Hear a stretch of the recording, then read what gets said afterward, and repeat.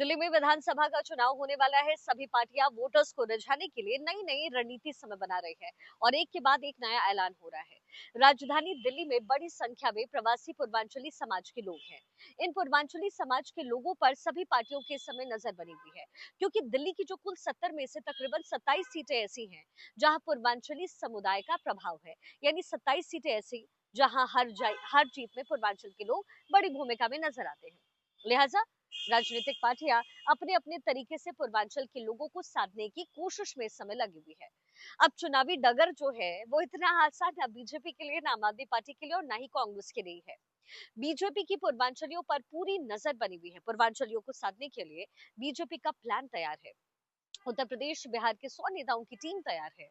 Team के नेताओं की अलग अलग विधानसभा क्षेत्रों में ड्यूटी लगाई गई, ग्राउंड लेवल पर काम करेंगे। टीम के ये तमाम नेता बूथ स्तर तक बीजेपी का प्रचार करने वाले हैं। पूर्वांचलियों के बीच बीजेपी के पक्ष में माहौल को सेट करने की कोशिश होगी। पूर्वांचली नेताओं के संयोजन की जिम्मेदारी उत्तर प्रदेश की बस्ती से 2 बार के सांसद रहे हरीश द्विवेदी को दी गई, जो इस समय असम के प्रभारी भी हैं। हरीश द्विवेदी को जिम्मा ये दिया गया कि टीम के नेताओं को पूर्वांचलियों के प्रभाव वाली सीट पर लगाया जाए। पूर्वांचल समाज के लोगों के बीच भाजपा के पक्ष में माहौल को तैयार किया जाए। अब आप दिल्ली के चुनाव में पूर्वांचल के लोगों का प्रभाव कितना है, जरा ये समझिए।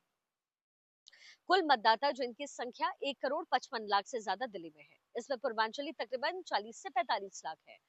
जो पूर्वांचलियों वाली जो वर्चस्व वाली सीटें हैं उसकी संख्या 27 है।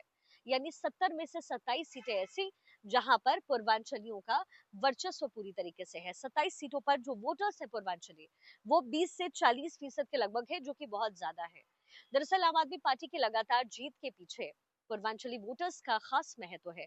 ऐसा माना जाता है कि पूर्वांचलियों ने अरविंद केजरीवाल को एकजुट होकर के वोट किया और इसी का नतीजा है कि आम आदमी पार्टी लगातार जीतती आ रही है। 2020 के चुनावी नतीजों को अगर आप देखेंगे तो आपको गणित समझ आएगा कि जो 27 सीटें हैं जिस पर पूर्वांचली बाहुल्य सीटें जो हैं, उसमें आम आदमी पार्टी के खाते में 22 सीटें गई, बीजेपी के खाते में 5 और कांग्रेस के खाते में 0, एक भी नहीं। बीजेपी पूर्वांचली वोटर्स पर सेंध लगा करके इस बार दिल्ली में सरकार बनाने की जुगत में है। इसलिए बीजेपी ने पूर्वांचली नेताओं की एक टीम तैयार की, जो कि जनता के बीच जाकर भारतीय जनता पार्टी के पक्ष में माहौल तैयार करे। दिल्ली की जो पूर्वांचली बाहुल्य सीटें हैं उनमें है त्रिलोकपुरी, जिसमें लगभग 40% पूर्वांचली हैं। नागलोई जाट सीट पर 32% पूर्वांचली है। लक्ष्मी नगर सीट पर 31% है। उत्तम नगर पर लगभग 30%, किराड़ी विधानसभा सीट पर लगभग 29% पूर्वांचली वोटर्स हैं। गोंडा में 29%, विकासपुरी में 28%, कृष्णानगर में 28%, बुराड़ी में 27%, बादली में 26%। अब पूर्वांचली बाहुल्य सीटों का गणित आपको जरा समझाए। कुल सीटें 27 आम आदमी पार्टी के खाते में 22 गई, बीजेपी के खाते में 5 और कांग्रेस के खाते में एक भी नहीं। तो जरा आप इफेक्ट को समझिए कि पूरा गणित कैसे है। देखिए, दिल्ली में पूर्वांचलियों का वोटिंग के वर्चस्व बढ़ने के पीछे कई सामाजिक, सांस्कृतिक और राजनीतिक कारण हैं। आबादी में बढ़ोतरी पहला है। दिल्ली में पूर्वांचल से आए प्रवासियों की जो संख्या है वो पिछले कुछ दशकों से तेजी से बढ़ती चली गई। बिहार, पूर्वी उत्तर प्रदेश और झारखंड जैसे राज्यों से लोग बेहतर रोजगार, शिक्षा और जीवन की तलाश में दिल्ली आते रहे हैं। राजनीतिक दलों का ध्यान भी जो है इन वोटर्स पर है। पूर्वांचली वोटर्स की बढ़ती संख्या ने राजनीतिक दलों का ध्यान अपनी तरफ खींचा। आम आदमी पार्टी, भारतीय जनता पार्टी, कांग्रेस जैसे जो प्रमुख दल हैं, उसने समुदाय को ध्यान में रखकर अपनी नीतियों, अपने प्रचार अभियान को डिजाइन किया है। आम आदमी पार्टी के जो संयोजक हैं अरविंद केजरीवाल, उन्होंने पूर्वांचली त्योहार जैसे कि छठ पूजा के लिए विशेष सुविधाएं की बात कही।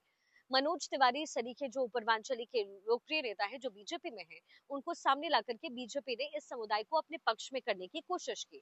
शीला दीक्षित सरकार के समय पूर्वांचलियों को बसाने और रोजगार देने के प्रयास भी हुए। इसके साथ ही सांस्कृतिक जुड़ाव और त्योहार भी है, इसमें बड़ा अहम रोल प्ले करती है। पूर्वांचली समुदाय अपनी संस्कृति और परंपराओं के प्रति बड़े सजग रहते हैं। इसके साथ ही रोजगार और जो बुनियादी जरूरतें हैं, पूर्वांचल से आए जो लोग हैं दिल्ली में ऑटो मजदूर जो है, जो तमाम छोटे मोटे काम है वो भी करते हैं। ऐसे में राजनीतिक दलों के लिए जरूरी हो गया कि इन्हें भी साधा जा सके ताकि वोट जो है उनके फेवर में आए।